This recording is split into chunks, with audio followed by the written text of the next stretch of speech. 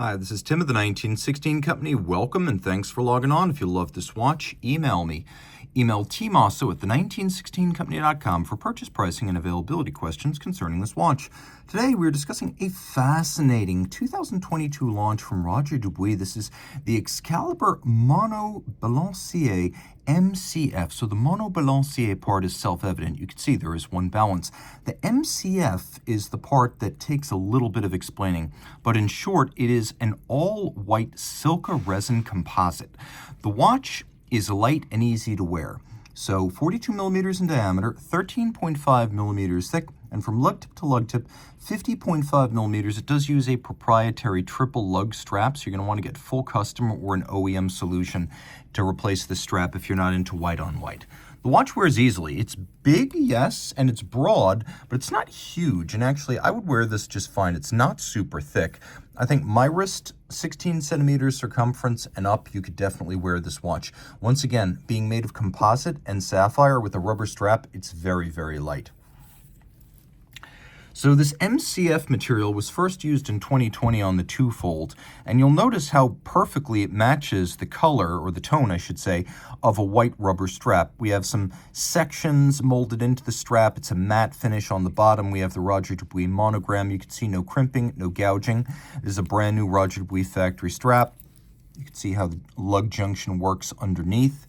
And then we have a folding clasp, and you'll appreciate the use of a matte finished low visibility, low glare metal that gives it a nice aesthetic that doesn't upstage the hardware of the case. In case you're wondering, the hardware on the watch, where you see metal, it is titanium grade 5. There's a twin trigger release here, so you have to press both triggers to open this up. It's not going to fly open inadvertently. You can see that there are spring-loaded ball bearing pin snaps to make sure that it closes in snappy fashion. Roger Dubuis branding on both clasp and buckle. Rolling around to the case itself, there are some simple character lines, such as these soft bevels at the edge of the lug. There's a little bit of an undertuck to the lug profile. The midcase is quite thin. And then we have the signature serrated Excalibur style bezel.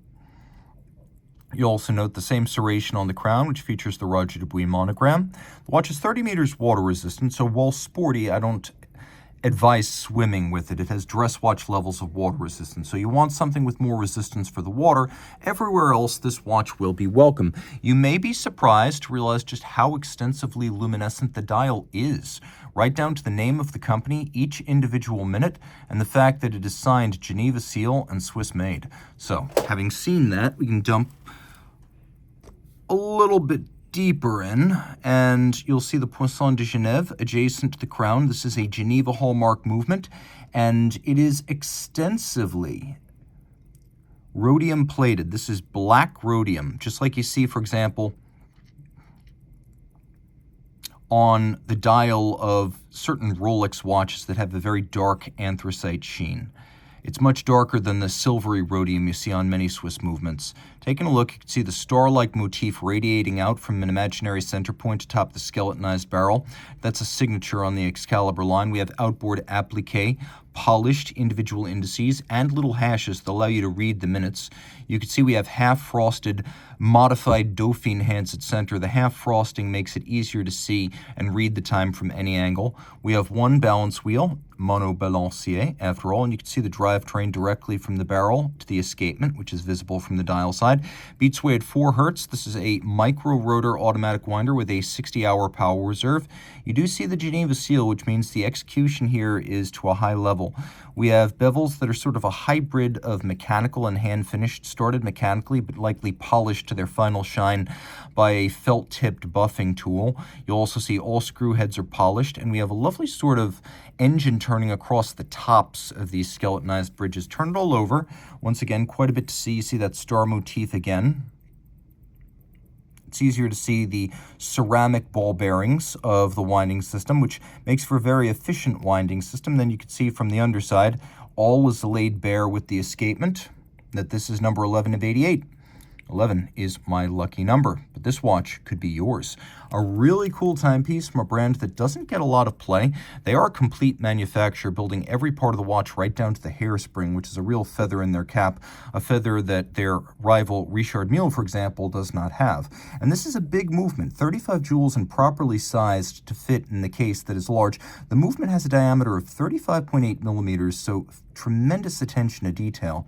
Finally, about this MCF case, it is a very light material. It's 13% lighter than carbon fiber, and it is almost entirely made up of silica fibers, but the silica is balanced out by a resin that helps to harden it and allow it to hold its shape. And it is remarkably white, seamless, and monotone. There aren't any obvious fiber patterns or grains or intrinsic details beyond the color white itself, and you can see the very soft curvature of the case into the lug profiles. It's a unique look and a unique feel from a brand that is very underrated. If you love this watch, reach out to Team Mosso at the 1916company.com for purchase and pricing details.